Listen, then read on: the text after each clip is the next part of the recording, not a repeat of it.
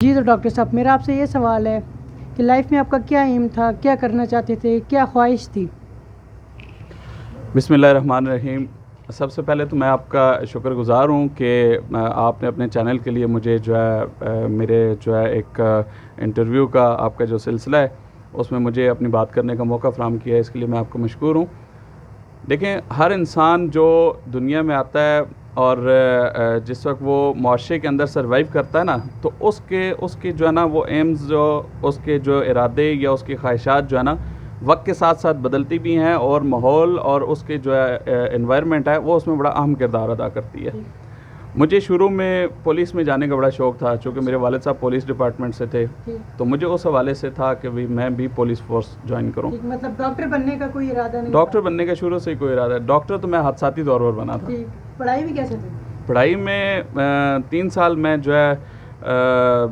Chief Procter تھا اپنے school کا، اور پوزیشن ہولڈر تھا، اور مطلب پڑھائی میں بھی، شرارتوں میں بھی، ہر لحاظ سے نا مطلب ایک وہ کہہ سکتے ہیں پیکیج میں تھا نا۔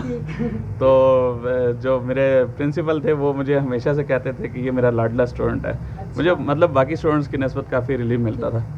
پھر جیسے جیسے وقت گزرتا گیا تو اس میں پھر مجھے میرا انٹرسٹ چینج ہوتا گیا۔ جب میں نے میٹرک کے ایگزام دیے اور جس دن میرا آخری پیپر تھا، اس دن میرے والد صاحب نے مجھے روزنامہ اساس کا بیورو آفس تھا یہاں اٹک میں، تو وہاں پہ مجھے انہوں نے صحافت کے جو رموز و اوقاف تھے وہ سیکھنے کے لیے وہاں پہ بھیج دیا۔ اس میں یہ تھا کہ پھر مجھے آہستہ آہستہ میرا انٹرسٹ اس میں ڈیولپ ہوتا گیا۔ پھر مجھے صحافت میں بڑا وہ مزہ آنے لگا کہ یہ تو بڑا اچھا شعبہ ہے، اور اس کو پھر اس کے بعد مجھے جیسے جیسے ٹائم گزرتا گیا مجھے سیاست میں بڑا انٹرسٹ ہونے لگ گیا۔ تو میں اگر ڈاکٹر نہ ہوتا تو میرے جو ابھی بھی میری خواہش ہے نا کہ میں پرنٹ میڈیا میں بہت اچھی پوزیشن پہ ہوتا، یا الیکٹرانک میڈیا میں کسی بہت اچھے ادارے میں کام کر رہا ہوتا، لیکن اب چونکہ میری مجبوری یہ بن گئی ہے کہ میں جس فیلڈ میں آ گیا ہوں اس کے ساتھ میں اس فیلڈ کو چلا نہیں سکتا، لیکن یہ ہے کہ میں نے لکھنے کا کام یا میڈیا کے ساتھ منسلک رہنے کا جو میرا ایک سلسلہ تھا اس کو میں نے چھوڑا نہیں ہے۔ دونوں کو تھوڑا تھوڑا کسی حد تک اپنے وہ اس کو لے کے چلتا رہتا ہوں، اور مجھے اس چیز پہ بعض اوقات بڑا آنر فیل ہوتا ہے، بڑا اچھا فیل ہوتا ہے کہ مجھے میرے والد صاحب نے ان ٹائم ایک اچھے شعبے کے ساتھ منسلک کیا۔ لیکن میں آپ کو ایک بات بتاؤں کہ کامیابی زندگی کی کامیابی کا جو سب سے اہم ترین راز ہے وہ آپ کا اعتماد ہے۔ میں نے جو اپنا تجربے سے یا جو باقی جو کامیاب لوگوں کی جو زندگی ہے نا، ان میں نے ایک چیز کامن دیکھی ہے: اچھا رائٹر، اچھا اسپیکر، یہ دونوں کبھی بھی کسی شعبے میں ناکام نہیں ہوتے۔ کامیابی کی ضمانتیں یہ 2 چیزیں ہیں۔ تو اس لیے اگر میں یہ کہوں کہ کسی کو آپ اچھا مشورہ دینا چاہیں نا، تو سب سے پہلا مشورہ یہ دیں کہ آپ اچھا لکھنا سیکھیں۔ اچھا لکھنا آپ تب ہی سیکھیں گے جب آپ کے پاس علم ہوگا۔ اچھا اسپیکر تب ہی بنے گا جب اس کے پاس علم ہوگا۔ علم کی بنیاد پہ آپ یہ دونوں چیزیں جب حاصل کریں گے اور اعتماد کے ساتھ جب آپ چلیں گے تو انشاءاللہ کامیابی یقینی ہوتی ہے۔ ٹھیک ڈاکٹر صاحب، میرا اگلا سوال یہ ہے کہ جب سٹارٹنگ میں اس فیلڈ میں آپ آئے تھے ہومیوپیتھی کی، تب کیا حالات تھے اور ابھی کیسے حالات چل رہے ہیں؟ ہومیوپیتھک شعبے کے حوالے سے میں سمجھتا ہوں کہ لوگوں میں کم علمی بہت زیادہ ہے، اور اب بھی کم علمی بہت زیادہ ہے۔ لوگ سنی سنائی باتوں پہ بہت زیادہ وہ کرتے ہیں، فوکس کرتے ہیں کہ ہومیوپیتھک طریقہ علاج سلو ہے، اور ہومیوپیتھک طریقہ علاج میں مختلف بہت سارے لوگوں کے ذہن میں سوال ہوتے ہیں۔ در حقیقت یہ شعبہ میں ذاتی طور پر جو اپنی 16 سالہ کیریئر کی بنیاد پہ یہ کہتا ہوں کہ ہومیوپیتھک شعبہ انتہائی بہترین شعبہ ہے۔ اس میں دیکھیں، اس میں اور اگر آپ دیگر کسی شعبے کا اگر موازنہ کریں نا، تو میں سمجھتا ہوں صرف سرجری وہ واحد چیز ہے جو اس شعبے میں مائنر سرجری ہے، لیکن باقی جیسے اس کو بائی پاس ہے یا باقی جو اس طرح کے بڑے میجر آپریشنز ہیں، ان میں فی الحال اس شعبے میں اتنی جدت نہیں آئی ہے، اتنی ترقی نہیں کر سکے۔ لیکن یہ ہے کہ باقی اگر جنرل علاج کے بارے میں کہیں تو میں سمجھتا ہوں کہ homeopathic best way of treatment ہے۔ اس کو آپ جتنا باقی طریقہ علاج میں جتنے سائیڈ ایفیکٹس یا باقی جو چیزیں ہوتی ہیں اس کی نسبت میں سمجھتا ہوں کہ نہ ہونے کے برابر سائیڈ افیکٹس ہیں. افیکٹ بہت زیادہ ہے, سائیڈ افیکٹ نہ ہونے کے برابر ہے, نہ ہونے کے برابر ہے. تو اس لیے میں ذاتی طور پر تو اس شعبے سے بہت زیادہ سیٹسفائی ہوں, اور میں یہ سمجھتا ہوں کہ اس شعبے میں اگر محنت کی جائے, اگر گورنمنٹ جو ہے وہ اس کی سرپرستی کرے, تو یہ ایک ہیلپنگ جو ہے نا شعبہ بن سکتا ہے صحت کے حوالے سے. جیسے عموماً جو حکومتیں آتی ہیں, جو گورنمنٹس آتی ہیں, وہ کہتی ہیں کہ جی ہم جو مریض ہیں ان کو علاج معالجہ کی سہولت ان کی دہلیز پر پہنچائیں.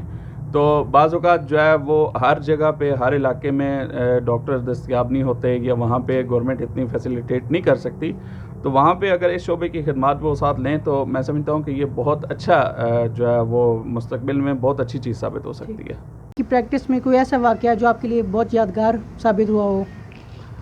جی, ایک دو ایسے واقعات تھے کہ جو جب میرے ساتھ وہ معاملہ درپیش آیا تو مجھے بڑا جو ہے نا انہوں نے سیکھنے کے لیے بھی وہ واقعہ عام تھے, اور ویسے کلینکل پریکٹس کے حوالے سے اگر کہا جائے کہ یادگار ہیں تو ہمیشہ کے لیے یادگار تھے میرے لیے. ایسے ہوا ہے کہ ایک افغانی پیشنٹ میرے پاس آئے, تو تب میں نے نیا کلینک سٹارٹ کیا تھا, غالباً 6 مہینے سال ہوا ہوگا شاید. تو وہ پیشنٹ تھا, تو وہ مجھے کہتا ہے کہ جی یہ بچہ ہے تو یہ ٹخ ٹخ کرے گا, ٹخ ٹخ کرے گا. میں اس حوالے سے تھوڑا پریشان ہو گیا کہ یہ ٹخ ٹخ کیا کرے گا. اب میں اس سے پوچھتا ہوں تو وہ چونکہ اردو اتنی نہیں جانتا تھا, اس کو تو صرف اتنا پتا تھا کہ یہ بچہ ٹخ ٹخ کرے گا. اب میں سوچتا ہوں کہ ٹخ ٹخ میں نے میٹیریا میں کہیں پڑھا نہیں ہے, مطلب اپنے جو کورس کا دورانیہ تھا میں نے ٹخ ٹخ کوئی بیماری نہیں پڑھی نا, تو یہ کیا چیز ہوتی ہے. خیر میں اس سے علامات پوچھتا ہوں کہ کیسے ہوتا ہے, کیا ہوتا ہے, تو وہ مجھے بتانے کی کوشش کر رہا تھا, لیکن چونکہ اس کو اردو نہیں آتی تھی تو مجھے سمجھ نہیں آ رہی تھی.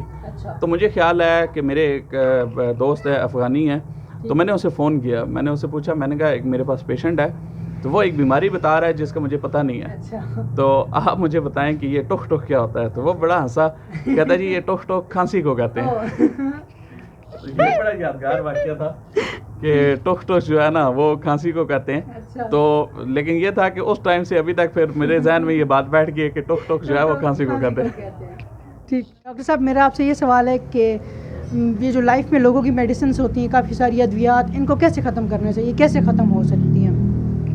اس میں یہ ہے کہ دیکھیں, جو انسان کی زندگی ہے نا, اس کو جس ٹائم پہ آپ قدرت کے قوانین کے مطابق نہیں چلاتے نا, آپ اپنی مرضی سے چلاتے ہیں نا, کہ دیکھیں جو ہمارے نظام زندگی ہے نا, اس کو اگر آپ شریعت کے مطابق چلائیں, اس کو اگر آپ حضور صلی اللہ علیہ وسلم کے طریقہ مبارک کے مطابق اگر چلائیں, تو اس میں کتنی ہی بیماریاں ہیں جن سے انسان محفوظ رہ سکتا ہے, اور انسان کی زندگی جو ہے وہ بڑی اچھی گزر سکتی ہے. دیکھیں لوگ کہتے ہیں کہ ہمارا دل تنگ ہو رہا ہے, ہمیں گھبراہٹ ہو رہی ہے, بے چینی ہو رہی ہے. دیکھیں قرآن کہتا ہے کہ اللہ کا ذکر جو ہے وہ دلوں کے سکون کے لیے. تو جب آپ اللہ کا ذکر کریں گے تو آپ کے دل کو خود بخود سکون میسر آئے گا. پھر لوگ کہتے ہیں کہ جی ہمیں نیند نہیں آتی, ہمیں جو ہے ڈپریشن رہتی ہے, ہمیں پریشانیاں رہتی ہیں, معدے کے مسائل رہتے ہیں, بلڈ پریشر, سر درد, بہت سارے مسائل. دیکھیں اگر آپ واک کرتے ہیں, واک کی روٹین اگر آپ اپناتے ہیں, انسانی باڈی جو ہے ایک مشین ہے, اس کو اگر آپ زنگ لگنے سے بچائیں گے, اور اس مشین کو آپ پراپر روزانہ کی بنیاد پہ تھوڑا تھوڑا جتنے جو ہے آپ کر سکتے ہیں. اگر آپ 5 وقت کی نماز پڑھتے ہیں تو اس سے بڑی ایکسرسائز کوئی نہیں ہے. اس کے علاوہ اگر آپ روٹین کی واک رکھتے ہیں, میں کہتا ہوں اگر آپ 15 منٹ روز کی واک کرتے ہیں, یا 1 کلومیٹر روز کی واک کرتے ہیں, تو آپ جو ہے زندگی بہت اچھی گزار سکتے ہیں. اس کے علاوہ آپ اگر اپنے کھانے پینے میں اعتدال رکھتے ہیں, اس میں بھی آپ بہت سارے مسائل سے بچ سکتے ہیں. معدے کے امراض ہو گئے, شوگر کا مسئلہ ہو گیا, کانسٹیپیشن کا مسئلہ ہو گیا, دل کی تکلیف ہوگی, ان کتنے ہی امراض سے آپ محفوظ رہ سکتے ہیں. آج کل کے دور میں مرغن غذاؤں کا استعمال بہت بڑھ چکا ہے, اور یہی بیماریوں کو دعوت دے رہا ہے. ٹھیک ہے, آپ دیکھیں کہ میں جو ہے ایک جہاں پہ مجھے بات کرنے کا موقع ملا ہے, میں نے سوال کیا ہے. دیکھیں آج سے 20, 30, 25 سال پہلے سائنس میں اتنی ترقی نہیں تھی جتنی آج کے دور میں ہو چکی ہے. ہر بندہ اس بات کو ایڈمٹ کرتا ہے کہ سائنس اتنی ترقی کر چکی ہے. دوسری طرف آپ دیکھیں کہ اس کے مقابلے میں بیماریاں اس سے ڈبل ترقی کر چکی ہیں. ٹھیک ہے, آج سے 25-30 سال پہلے شوگر برائے نام تھی, کہ کہیں جو ہے نا کسی ایک آدھ پیشنٹ میں نظر آتی تھی. آج کل ہر دوسرا بندہ شوگر کا شکار ہے. اسی طرح دل کے امراض, بلڈ پریشر کے امراض, ایون کہ چھوٹے چھوٹے بچوں کو بلڈ پریشر کی بیماریاں ہوتی جا رہی ہیں. تو یہ ایسی چیزیں ہیں جو زندگی کو نیچرلی جو ایک طریقہ ہے نا اس سے ہٹ کے جب آپ چلائیں گے. ہمیں زندگی گزارنے کا طریقہ جو سکھایا گیا وہ یہ ہے کہ رات کو جلدی سوئیں, صبح جلدی اٹھیں.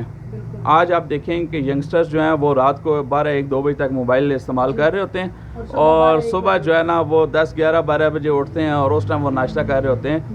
یہ بہت ساری بیماریوں کو جنم دیتی ہے یہ اس طرح کی لائف سٹائل. پھر منغن غذاؤں کا استعمال, کولڈ ڈرنک کا استعمال, ایسی چیزیں جو ہے نا یہ میں سمجھتا ہوں کہ ان سے جتنے حد تک اگر پرہیز کی جائے اتنا بہتر ہے.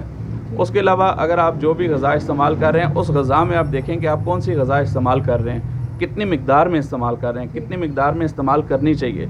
دیکھیں ہمیں کہا گیا ہے کہ آپ اپنے جو کھانے کا 1/3 حصہ ہے مطلب 3-4 لقمے آپ چھوڑ کے ہمیشہ خالی پیٹ, تھوڑا سا پیٹ خالی رکھ کے کھانا کھائیں. ہم پیٹ بھر کے کھاتے ہیں, یہ بیماریوں کو جنم دیتے. پھر دوسرا یہ ہے کہ کھانے کے بعد 2-3-4 لقمے خشک روٹی کے لازمی کھانے چاہیے, ٹھیک ہے. اس کے علاوہ کھانے سے پہلے پانی کا استعمال کریں, درمیان میں اگر حسب ضرورت اگر استعمال کرنا پڑ جائے تو تازہ پانی استعمال کریں, ٹھنڈا پانی نہ استعمال کریں. کھانے کے آخر میں پانی کے استعمال سے منع کیا گیا ہے. جتنے بھی پرانی طب کی جو ہے نا وہ نسخے ہیں اس میں سب سے پہلی چیز انہوں نے یہ لکھی ہے کھانے کے بعد پانی کا استعمال نہ کریں, جبکہ یہاں پہ یہی ہوتا ہے کہ پیٹ بھر کے جو ہے نا پانی پیا جاتا ہے اور وہ کھانا ہضم نہیں ہونے دیتا. اسی طرح یہ چھوٹی چھوٹی جو چیزیں ہوتی ہیں بظاہر یہ چیزیں اتنی بڑی محسوس نہیں ہوتی ہیں لیکن یہ بہت ساری بیماریوں کو دعوت دیتی ہیں. اس لیے میں یہی کہوں گا کہ اپنا لائف سٹائل جو ہے نا سادہ ترین رکھیں, سادہ غذا اپنائیں اور واک کی روٹین بنائیں, 5 وقت کی نماز کی روٹین بنائیں. بہت ساری بیماریوں سے آپ محفوظ رہ سکتے ہیں. ڈاکٹر صاحب آپ کا بہت بہت شکریہ, آپ نے ہمارے لیے ٹائم نکالا اپنی اتنی بزی لائف میں, ہم آپ کے بہت شکر گزار ہیں. امید کرتا ہوں آپ کو آج کی ویڈیو اچھی لگی ہوگی, مفید معلومات ملی ہوگی, اور مزید ایسی ویڈیوز دیکھنے کے لیے چینل کو سبسکرائب کر لیں اور بیل آئیکن کو دبانا نہ بھولیے گا تاکہ میری ہر نیو ویڈیو کا نوٹیفیکیشن آپ کو مل سکے. اب اپنے ہوسٹ حذیفہ حسن کو دیجیے اجازت, دعا میں یاد رکھیے. اللہ حافظ.